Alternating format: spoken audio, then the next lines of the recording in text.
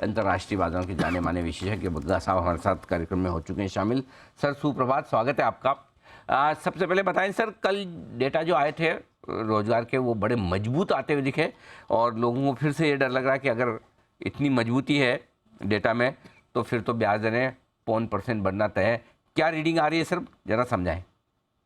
जी अनिल जी, अभी जो फ्यूचर्स दिखा रहा है कि काफी हाई प्रोबेबिलिटी है 50 बेसिस पॉइंट की मार्च 22 को। बट कल अगर बयान देखें आप पावेल का, परसों उन्होंने राज्यसभा की उनको सेनेट को किया था एड्रेस, कल हाउस ऑफ रिप्रेजेंटेटिव्स जो उनकी लोकसभा है वहां एड्रेस कर रहे थे, और फिर 2 घंटे से ज्यादा उनका क्वेश्चनिंग भी चला, टेस्टिमनी रहा बहुत सारे सब्जेक्ट्स पे। कल थोड़े नर्म हो रहे थे। कल जरूर उन्होंने 2-3 बारी कहा कि हम डेटा डिपेंडेंट हैं, जैसे रुझान आएंगे वैसे हम एक्शन लेंगे, अभी तय नहीं है। हम ये नहीं कह सकते कि हमने मन बना लिया है कि 50 बेसिस पॉइंट का हाइक करना है 22 मार्च को, बट जैसे डेटा आएंगे वैसे ही हम एक्ट करेंगे। जो उनकी लिखी हुई टेस्टिमनी थी वो तो बदल नहीं सकते थे, क्योंकि अगर एक जगह मंगलवार को दिया है कुछ तो बुधवार तक वो बदल नहीं सकते, तो रिटर्न टेस्टिमनी तो सेम ही थी, बट जो ओरल टेस्टिमनी थी उसमें थोड़े सॉफ्टर वो प्रतीत हुए। उनको भी आई थिंक अंदाजा आया कि कितना डैमेज हो गया मार्केट्स में उनके एक वक्तव्य से। तो ये चेंज था। दूसरा बात, क्या रुझान आ रहे हैं, तो एक वो प्राइवेट पेरोल्स का एक डेटा आता है, एडीपी जिसको कहते हैं, एडीपी पेरोल्स डेटा, वो 2 लाख नई नौकरियों आने की उम्मीद थी, उसकी जगह 2,40,000 आया, तो वो बेहतर था। कहाँ नौकरियां आ रही हैं? होटलों में आ रही हैं, बाहर खाने में, लेजर, हॉस्पिटैलिटी और फाइनेंस, यहाँ पे सबसे ज्यादा नौकरियां आ रही हैं। कटौती कहाँ दिखी? कंस्ट्रक्शन में, जो कल भी हम बोल रहे थे कि उनके हाउसिंग में, हाउसिंग लोन्स, मॉर्गेजेस में 44% साल दर साल गिरावट आ रही है, वो कंस्ट्रक्शन में भी दिख रहा है सीधा आते हुए। 16,000 जॉब वहां निकले। छोटी कंपनियों के जॉब्स निकले तो 50 से कम, 100 से कम लोगों को हायर करने वाली कंपनीज, उनके जॉब्स गए, और ज्यादातर जॉब्स 1,60,000 बहुत बड़ी कंपनियों में बहाल हुए। तो ये रहा पेरोल्स डेटा। दूसरा आया जोल्ट्स, जो उनका जॉब अपॉर्चुनिटीज का जो होता है, ओपन जो जॉब्स हैं, वो अभी भी 10.8 मिलियन, मतलब 1,08,00,000 नौकरियां अभी भी हैं, और वो लगभग 2 नौकरियां अवेलेबल हैं जितने अनएम्प्लॉयमेंट लोग हैं जो रजिस्टर्ड हैं सरकार के साथ, जो नौकरियां तलाशना चाहते हैं। अब इसमें क्या रहता है, ये लोअर लेवल नौकरियां हो सकती हैं जो लोग करना नहीं चाह रहे, रेस्टोरेंट्स में वापस जाके वेटर बनना, इस तरह की नौकरियां हैं ज़्यादातर, और जहाँ पे इनको लोग मिल नहीं रहे। और दूसरी तरफ जो हायर एंड नौकरियां हैं जैसे टेक्नोलॉजी की हैं, अब गूगल लगभग $2,60,000 पेमेंट है उनकी एवरेज, अपने एम्प्लॉय की, मीडियन लीजिए, एवरेज नहीं मीडियन, और अमेरिकन 65,000 है मीडियन आय, तो गूगल 4 गुना है। गूगल जब 15,000 लोगों को ले ऑफ करता है, उसका ज्यादा बड़ा इम्पैक्ट आता है इकोनॉमी पे, बनिस्पत इसके के जो मैकडोनल्ड्स है जो $15 घंटे के देता है वर्कर्स को, उसमें अगर ले ऑफ्स हैं तो इतना इम्पैक्ट नहीं आता है। तो डेटा स्ट्रांग आया, पावल ने थोड़ा सा रुझान सॉफ्टर किया, थोड़ा सा अपना जो रुख था सॉफ्ट किया। तीसरा, बॉन्ड मार्केट बहुत विचलित है, बॉन्ड मार्केट बिल्कुल पेसिमिस्टिक हुआ है। सितंबर तक लगभग 5.9 से 6% इंटरेस्ट रेट पहुंचा दिया है बॉन्ड मार्केट ने। बट अगर आप जनवरी मार्च अगले साल का देखें डेटा, तो कोई 6% नहीं दिखता, 5.25 से 5.7 के बीच की रेंज है। तो ये अभी भी दिख रहा है कि शॉर्ट टर्म में मार्केट काफी पैनिक में है, bond market specially. Stock market ने पचा लिया, स्टॉक मार्केट ने इमीडिएटली डिस्काउंट कर लिया कि कितना और आएगा, अच्छा 1% और बढ़ जाएगा इंटरेस्ट रेट, ठीक है। तो ये कल हमने देखा कि एक ठहराव आया यूएस मार्केट्स में, और थोड़ा सा वो बढ़े भी, चाहे बंद होते होते एक और फिर से सेल ऑफ आ गया था ये स्ट्रॉन्ग डेटा पे। अब आगे क्या देखना है, कल बहुत इंपॉर्टेंट डेटा आ रहा है जो पेरोल डेटा आएगा कि फरवरी में कितनी नई नौकरियां लगी। 2,25,000 का अनुमान है। इससे ज़्यादा आता है तो फिर से मार्केट थोड़ा संकट में आ जाएगा, पैनिक में आ जाएगा। और दूसरा है अनएम्प्लॉयमेंट का डेटा, वो 3.4 था और 1959 के मिनिमम लेवल पे आ गया है। इतना लेवल 1959 में देखा गया था पिछली बारी। तो अनएम्प्लॉयमेंट कितना और गिरता है या वो स्टेबल रहने की उम्मीद है, 3.4 पे रहना चाहिए। बगा साहब, आप बताने वाले थे कि अमेरिका में आज खर्चों के और बजट को लेकर कुछ बड़े बदलाव हुए हैं या होने वाले हैं, जरा उसके बारे में समझाएं सर। जी अनिल जी, जो बाइडेन ने प्रपोज किया है बजट, अब ये अहम क्यों हो जाता है, क्योंकि डेट सीलिंग हो चुकी है फ्रोजन अमेरिका की। इसका क्या मतलब है कि लगभग $32 ट्रिलियन अमेरिका का आउटस्टैंडिंग कर्जा है, सरकार का बहुत बड़ा एक कर्जा है। और वो एक लिमिट आ जाता है, उसके बाद उनका पार्लियामेंट इस लिमिट को बढ़ाता है रेगुलरली। अब नॉर्मली तो ये सीधी सादी नेगोशिएशन हो जाती है दोनों पार्टियों में और ये पारित हो जाता है। इस बारी अटका पड़ा है। अब अ, आशंका यही है कि जून तक अमेरिका के पास पैसे नहीं बचते हैं। जून तक तो किसी तरह से वो जो उनके रिजर्व्स हैं उसमें से पैसा निकाल रहे हैं।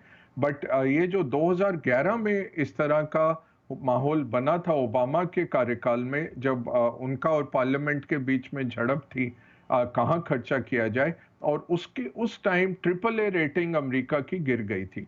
तो नॉर्मली कुछ होना नहीं चाहिए, बट अभी क्या है, हम दूध के जले हुए छाछ भी फूक फूक के पी रहे हैं, क्योंकि ये हमने बोला कि यूक्रेन में कुछ नहीं होगा, कोविड का कुछ नहीं होगा। जिस तरह से चीजें बढ़ के आई हैं, तो ये अगर डेट सीलिंग में नहीं हुई इनकी नेगोशिएशंस ठीक तरह से, तो काफी गड़बड़ मार्केट्स में हो सकती है। तो अगले 2-3 महीने का नेगोशिएशन बहुत इंपॉर्टेंट है। बाइडेन क्या कर रहे हैं, बाइडेन 2024 के लिए अपने को पोजीशन कर रहे हैं। वो ऐसा दिखा रहे हैं कि जो अमीर लोग हैं और बड़ी कंपनियां हैं, उनके ऊपर टैक्स बढ़ाया जाए और जो गरीबों के लिए स्पेंड हो रहा है उसको कायम रखा जाए। रिपब्लिकन्स कह रहे हैं कि आप स्पेंड काट के आइए, टैक्स हम आपको बढ़ाने नहीं देंगे, तभी बात होगी बजट पे और डेट सीलिंग में। तो एक ये लॉक जैम होने वाला अगले 7-8 हफ्ते के लिए, और दोनों तरफ से बहुत बयान आएंगे। कल तो मार्केट ने श्रग ऑफ कर लिया, क्योंकि मार्केट पावल को ज्यादा बड़ा इशू देख रहा था, फेड रेट्स को ज्यादा बड़ा इशू देख रहा था। बट ये कारपेट के नीचे से निकल के आ जाएगा ये भूत, इसका डेट सीलिंग का भी अगले 7-8 हफ्ते में कभी ये तंग कर सकता है हमें। तो अच्छा है कि हम इस पे एक नज़र बनाए रखें अनिल जी। बग्गा साहब, जो कल आए वो तो मजबूत आए थे।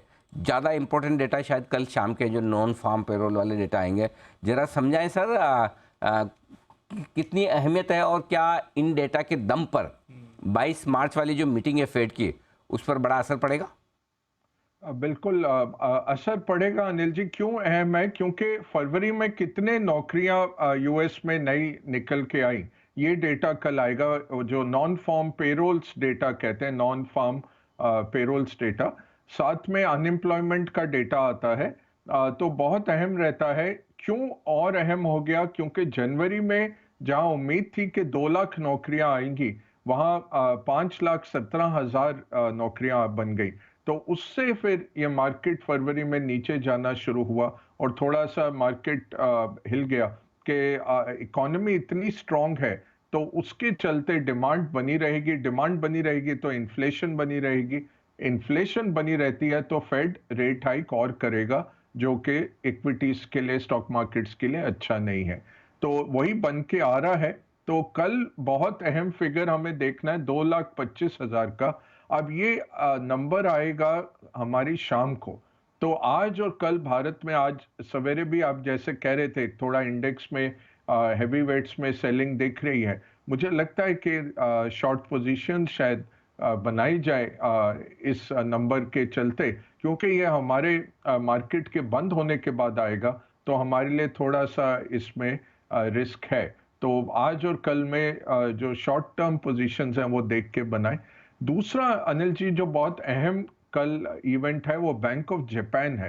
तो बैंक ऑफ जापान याद करें तो दिसंबर में हमें चौंका दिया था जब उन्होंने अपना 10 साल के पेपर का जो मैक्सिमम रेंज जो वो टॉलरेट करेंगे, एक यील्ड कर्व कंट्रोल करते हैं कि जो उनके सरकारी पेपर्स हैं उसका रेट कितना ऊपर वो अलाउ करते हैं जाना, वो 0.25 था, उसको 50 बेसिस पॉइंट 0.5% कर दिया।